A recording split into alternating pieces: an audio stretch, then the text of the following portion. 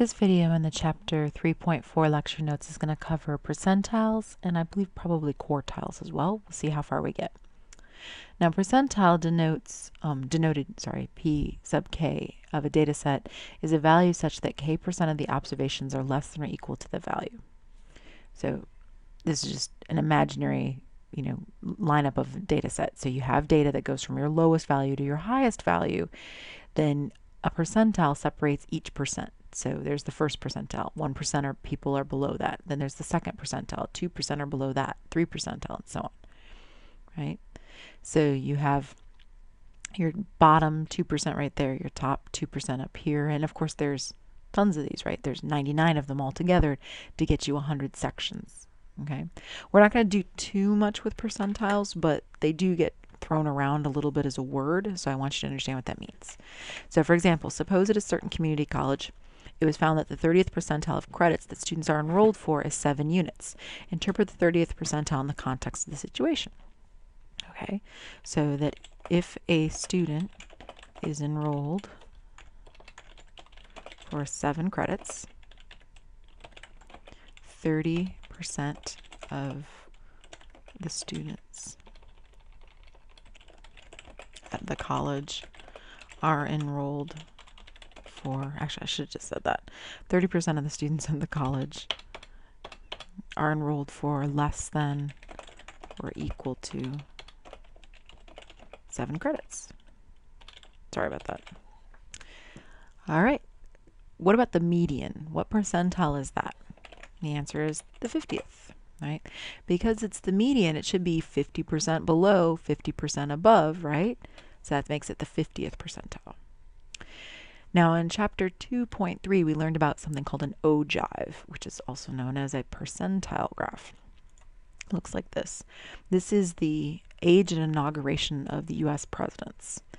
And you can see right there the ages down here, right? There's the relative cumulative frequency, which we learned about in section 2.3. And I wanted to insert a shape here. All right, so we're interested in Bill Clinton. So Bill Clinton was age 46 when he was inaugurated, which puts him right there. Now, if that's the case, what would be his percentage? So let me kind of twist this around a little bit. There we go. It looks like it's about 10. So it looks like he's about the 10th percentile.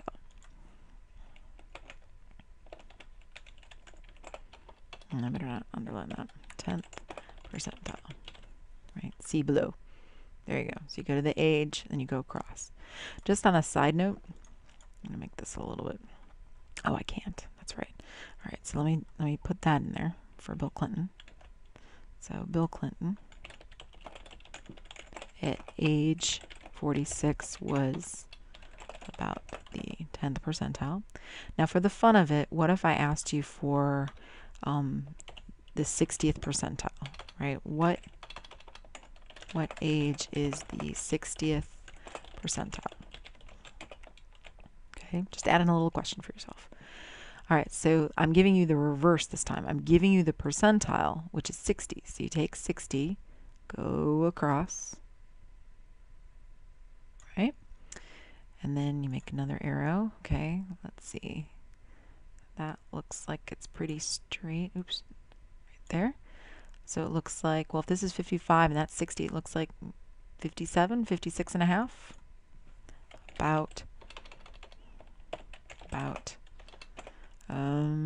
Yeah, let's get 57. There you go. So that would be the reverse question. So I could give you an age, like 46, and ask you the percentile, or I could give you the percentile and ask you for the age. That's how to read an ogive for that kind of thing. All right, done with percentiles. Now we're going to move on to quartiles. Now, I'm lying a little bit. Quartiles are percentiles. They're just the most important ones for our purposes. There are 3 quartiles. There's the first quartile, Q1, the second quartile, Q2, and the third quartile, Q3. Those 3 numbers separate your data into 4 quarters, right? So you've got your first quartile, right? Here's your first quarter right here, excuse me. Second quarter right there, third quarter, fourth quarter. Because of this one, Q2 must be the median because 50% is below and 50% is above. So the median is actually the second quartile. How do you find them by hand? Well, you arrange your data in order, and then you look for the middle score. Or we could find it with StatCrunch. So let me go over here real quick. I'm going to copy, and of course you just have to type in. Oops, I better make another example. This is 3.4 example, I think we're on example 3 at this point. Oops, example 4, see? So 3.4, example 4. I'm going to paste this in, right? If you don't have the copy paste feature, if you're in a PDF, then you just got to type them, but I'm going to be lazy. I'm going to paste special. Oops. I don't know what I was doing there. I didn't even put it at the top of the row. That can't be good. There we go. So there they are. Done. Okay, now here's the problem. Excel finds quartiles, and the way it finds it is totally fine. It's just not how our book finds it. Different computer programs have different ways of finding. Oops, you don't. That's me uploading videos. Different computer programs have different ways of finding this. So it's not that the Excel way is wrong. It's just that it's not right for our purposes. Okay. Okay. So if that's the case, we need another program to do this for us, and that program will be StatCrunch. So I'm going to copy and paste, and of course if you had StatCrunch you could have just typed this in yourself, right? You could say test scores and type it in. I happen to have it already there, so there it is, test scores. So you go to stat, go to summary statistics, go to columns, and I want to do it on this test scores data next. And I just want to make sure that Q1 and Q3 are picked, and so is the median. I honestly don't need the rest of these, and if you don't want them, you can turn them off. You just click on them over here. Think. There they are.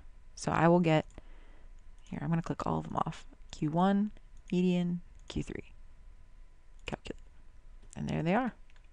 Copy and paste. Boom. Done. Diggity done. Right? All right, I'm going to put it right in here. So there they are. Right? So again, Excel does not find them correctly for our purposes. So we're not going to bother with even looking at the Excel formula. It's not wrong. It's just not correct for us. Different programs find it different ways. All right, so now you guys know how to find quartiles. Again, you can always use a computer. You can always use StatCrunch, even on tests and stuff. If you want to find it by hand, it's not a big deal. See that guy? He's the middle score. That's why he's the median. And then you take the lower half, right, the guys that are below him, and then look at the middle one. There it is, 85. And then take the upper half, and the middle one was 95. So if you have it in order from lowest to highest, here, I'll highlight them for you so you can see it. So this one right here is that number. This number right here is the middle number. I'll make it orange. Right. And then this one over here, see there's 5 numbers higher than that. So the middle one, boom, right there. That's this guy. Okay, so it's not hard to do it by hand as long as you've got them in ascending order to begin with, and then everything's good. All right, so now we learned how to find quartiles. Now we need to know how to find the interquartile range. It's not hard to do. You just take Q3 minus Q1.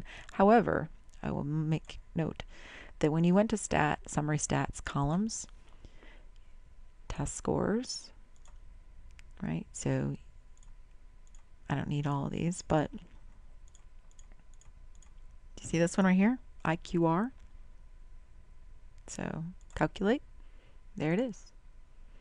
It finds it for you, but all you have to do is subtract. Like in our case, it's 95 take away 85. Okay. As a matter of fact, I just clicked on Excel. I want to put that in here, so I'm going to actually paste over my old one. Oh man. All right. Fine. I'm going to do it all again. So stat. Oh, let me teach you a trick. You don't have to do it all again. You have it right here, so you can go to Edit. It takes you back to where you were. So you can say, okay, I didn't like the order of these things. I want it to go Q1, then the median, then Q3, and then the IQR. And when I click calculate, it just does it again. I don't have to redo all the stats, summary statistics, all that. Copy. I'm going to go in here and I'm going to paste. I just want it pasted over. There we go. Cool. All right, so, and then I've got that value, and I'm not sure why it came out so funky in this, so hold on one second. There we go. That's better. All right, so the IQR is right here. Boom. It's 10. And again, this one's so simple, you could have just done it, right? Once you have Q1 and Q3, you just subtract it. So 95 take away 85 is 10. All right, so find the mean, median, and standard deviation for the test scores. Okay. So if I click down here, see the little coffee cup? That's Java.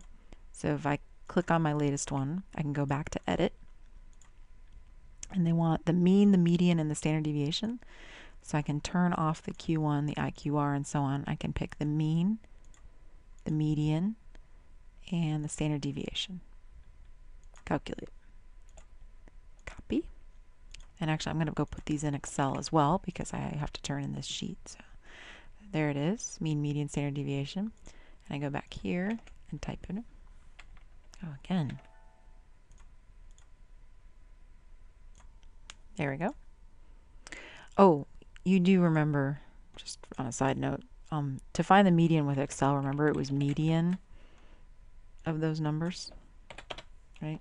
Standard deviation was equal to stdev dot s, or if you have old school, it's just stdev dot s of that data. Always helps to remind ourselves how to do this. The mean was equal to average of that data, A2 colon A12. There we go. So that's with Excel. Boom. All right, so I found those. And again, I don't want to find Q1 and Q3 with Excel anyway, so I don't see the point. But I just wanted to remind you guys how to do that. So that's how to do it with StatCrunch. That's how to do it with Excel. All right, then they ask a question here. What are the best measures of center and spread? And I have a little table to tell you how to do that down here. If your data set is symmetric, if it's nice and bell-shaped, then the mean and the standard deviation are the ones you want to go with. If it's skewed left or right, however, you want the median and the IQR. Okay, so for this particular data set, look at your mean and your median. I don't know, they seem kind of close together, but this one's a little bit lower than that one. So I guess I'm going to argue that it's skewed left because the mean is a bit less than the median. It's kind of a judgment call. You could easily argue that these are symmetric because those are pretty close together, but you know. So the median and IQR are better measures of center and spread, respectively. Okay? Awesome. And remember, the instructions, sorry, not remember, reminder, the instructions describe the distribution for the rest of this course are going to mean skewed left, skewed right, symmetric. Center is the mean and the median. Spread is going to be either the standard deviation or the IQR. All right. We're done with finding all of those by calculator, or excuse me, by computer. We know how to interpret them all. Everything's great. All right, so I'll meet you back here for the next video in section 3-4.